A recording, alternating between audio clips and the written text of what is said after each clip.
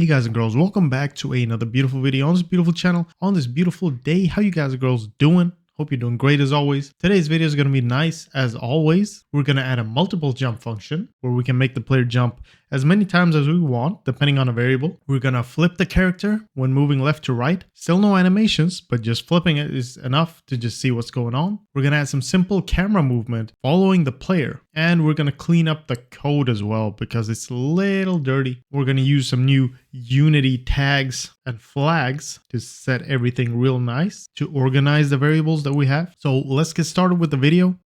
First things first, we're going to go ahead and add the multiple jump function. So I'm just going to click my player here and I'm going to open the movement script. You can open any script by double clicking the script name, even if it's grayed out. So if I double click that, it will start opening Visual Studio for me if I don't have it open. So once you have it open, let's go ahead and go up to our variables and we're going to add a few things. So stuff that's related to jumping, I'll try to keep over here, but we're going to add two things. We're going to add something called max jump count and jump count. So it's going to allow us to increment jump count depending on how many times we have jumped already, up to a maximum value of max jump count. So let's go ahead and do that. Let's copy the serialize field. I'm going to add this private int max jump count, and I'm going to say 1 as a default. And we're using an integer type here because we don't need a float here. We don't need any decimal numbers. We just want integers to count how many times we do something. Now we're going to add another one, another integer jump count, and I'm going to set that to 0. And this is what's going to help us keep track of how many times we've jumped. Now let's go down to where we do our jump,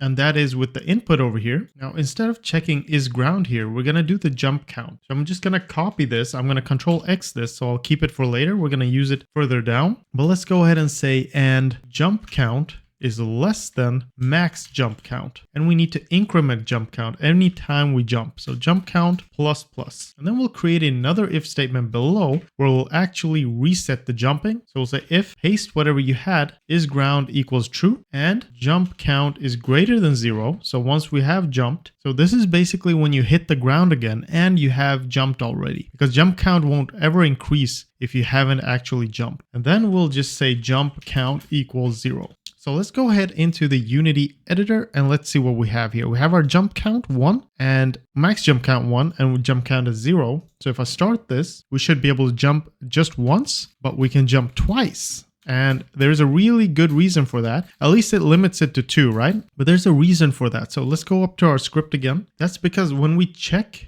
the overlap circle is ground, it actually does this as we're leaving the ground. So it sets it to true, meaning that we're touching the ground, then this triggers and it sets the jump count back to 0, which allows us to jump one extra time before, which we shouldn't be able to do because we actually left the ground, but this circle is big enough to trigger as we're leaving the ground. So to fix this, we need to add a few things. It's going to seem a little complicated, but these functions are really good to know. So I'm going to Control X this, clean this up a little bit, and we'll go down here. And there are really neat functions that you can use in Unity, which have to do with the colliders of a game object. Now, like I showed you before, they are on collision enter, on collision exit, and on collision stay. So enter would be when just as you collide, stay is as you're colliding, so continuously as you're touching something else that has a collider, and on collision exit is the last frame of when you leave the collision. So we're going to use these for our advantage, and we're going to use the 2D version. So first of all, we want to make sure as we're touching the ground, the overlap circle is triggering and it's continuously updating is ground. So it won't trigger this when we are in the air, when we don't need it, and it won't continuously create and check for collisions because that's expensive. So we'll keep that, but this won't work either because we need to know when we actually left the ground so we can reset a few things. And that's why we're going to use private void on collision exit 2D. And the exit function will allow us to trigger something just as we exit the collision. And that guarantees us that we're in the air. So that way we can set is ground equals false, and force it to false. And if we run this now, we'll only be able to jump once and there won't be an issue in any case.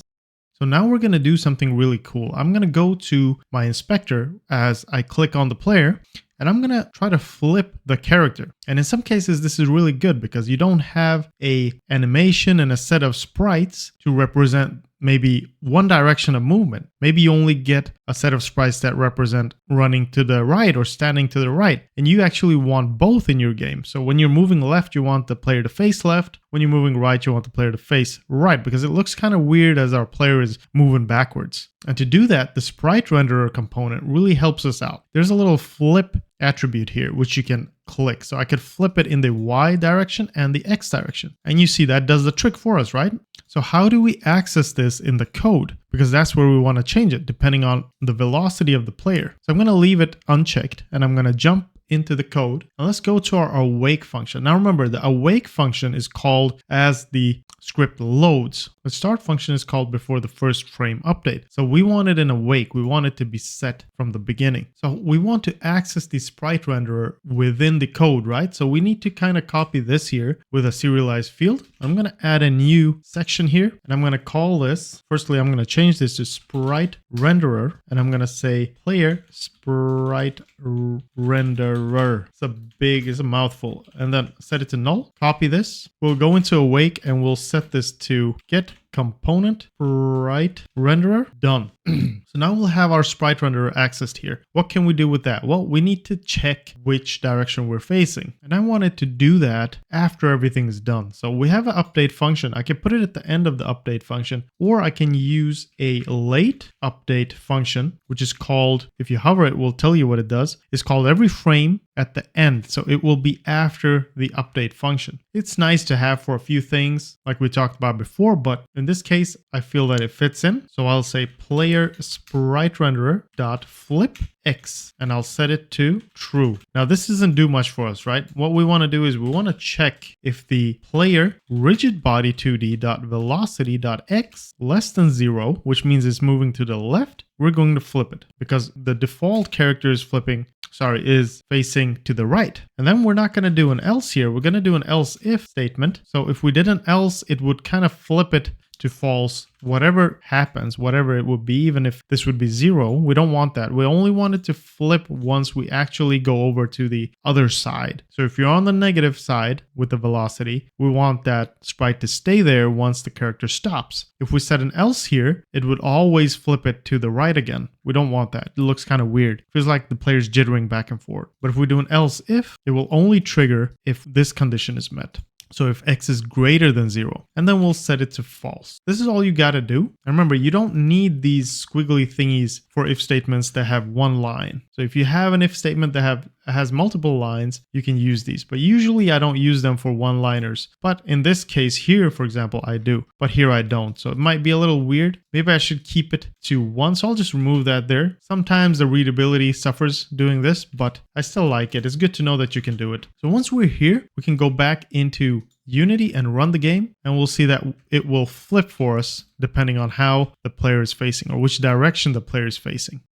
Now I want to create a simple, very, very simple following camera that just follows the player no matter what. And we're going to make a really cool camera controller later on. But for now, I just wanted to kind of move with the player, because if I run this and we move around, it doesn't really move, right? It's just really static. So I want the camera to at least move with the player. And to do that, we'll go to our script and we'll add a little section here for the camera. And it's just going to be a very simple thing. It'll be a private transform, camera transform.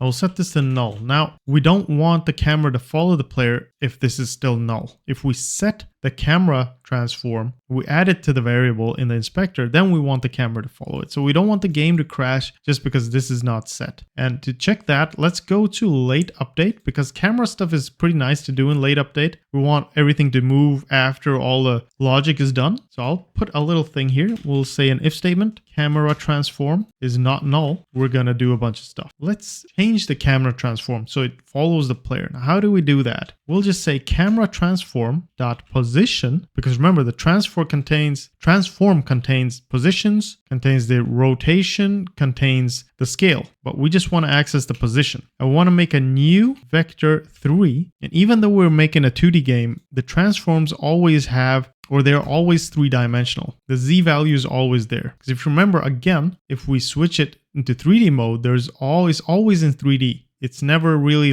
2D, pure 2D. It's a 3D engine, which is helping us to work in 2D. So So let's go back here and we want to switch this up. So I'm going to make it a little bit more readable. First thing we're going to do is we're going to add the X values, always X, Y, Z. So the X value would be our player's transform. Now we could create a variable here with a player transform, just like we did the rigid body. You're going to be asking, why can we access this by default, but not this? Well, that's because each game object always comes with a transform, right? So you can really easily access the current game object's transform. Whatever game object the script is attached to, you can always access that by just typing transform, and it will get the transform object or the game transform component from that game object. So once we do this, now we know that we're in player. We're going to do position.x. That's the camera's new position will be the player's current X position. So we're following the player. Then I'll do Y and I'll do Z as well. Now these three things you're asking, why didn't he just say camera transform position equals transform.position? We'd have skipped all these extra lines of code. Well, I'll show you in just a second here. So if I run the game now, before I do that, I'm just going to add the camera to my camera transform and also to my sprite renderer. I forgot to add that. There you go.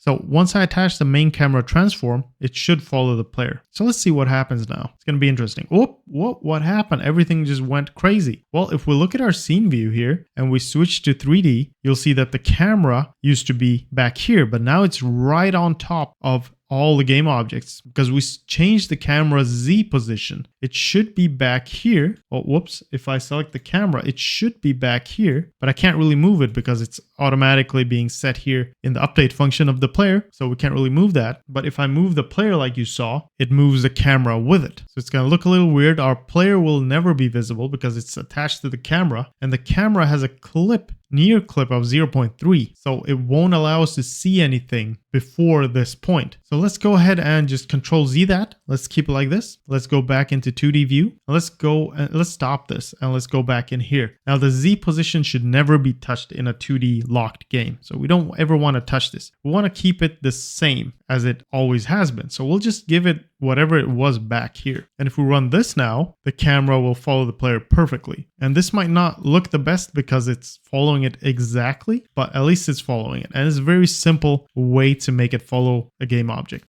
Now, reaching the end of the video, we need to do a few things. We need to clean up our code. Now, if you look here, our code looks horrible and we have a lot of stuff. Everything is not ordered. Everything's weird. So if you're going to give this code to someone else who's going to work on this, they're going to be a little, well, maybe not confused, but they're going to be a little annoyed because especially if you're working in a company and you're doing this, the inspector looks like crap. If we go back to our inspector, everything is just a mix and a match of all kinds of crap. So nothing is organized, nothing is sorted. Let's go ahead and fix that. So there is a little flag that we can add to Unity, or there are two more that I want to show you. There's a header flag. So if I say header and I can add a name of that header. So firstly, I'm going to do movement, which makes sense in a movement controller, but we'll say movement. And this will be kind of general movement stuff. Now, what is part of movement? Well, a lot of these things, but we'll keep it to movement, jumping, and stuff like that. So movement, we'll have our rigid body. Let's make a few new lines here just so we can see what's going on. We have a max velocity. We'll put it up here. And that's pretty much it for movement. So, and then we're going to use the next flag I want to show you, which is space. And here you can give an integer value. So how much space do you want between this and the next field? So I'm going to say 10. 5 to 10 is usually nice and it's really easy to see in the inspector. Then we're going to add another header just above jump force, and we're going to call that jumping. So there's a bunch of stuff related to jumping. So let's see what is not related to jumping. Not sprite renderer and not camera transform. That's pretty much it. But this is still a little unreadable. So I usually keep my private variables at the bottom, and usually these types of things which have other components you can add to them, I keep at the top. So I'm going to Control X that. I'm going to put that at the top. So now this looks a little better. We have a few things we can add here component wise, and then we have our variables, which will help us control the jumping and the forces and everything. And then we have our private variable at the bottom. We just have a few more things that we need to sort out. Firstly, I'm going to add a space after this and then copy the header again. And the sprite renderer here, since we're going to add more things related to animation, I'm going to name this animation, and then I'm going to copy this again, and I'm going to name this camera. And I'll add a few spaces here. Now you can't add spaces after the final serialized field, so I'm going to remove that one. Just remember that you can't do that or you'll get an error. And if we look at this now, this looks both readability wise and going into the inspector, this looks a lot better. So we have everything sorted out for us. Much easier to read, much easier to work with. And as you add more things, it will be much better, because sometimes you can have huge components which have a lot of fields and it all gets really confusing. So I think this works really well. You could remove a little bit of the space. You don't even need the space, but it's nice between the inputs here. So that's it for this video, guys. Thank you so much for watching. Hopefully it was helpful. In the next one, we're going to work with animation and really bring the player alive, because right now this is kind of static and really looks weird. And in the coming videos, we're going to work with the camera controller. We're going to make that really nice. We're going to add a parallax effect. We're going to create a map, tile maps, all that. So thank you for watching this video. Take care, and I'll see you in the next one. Bye-bye.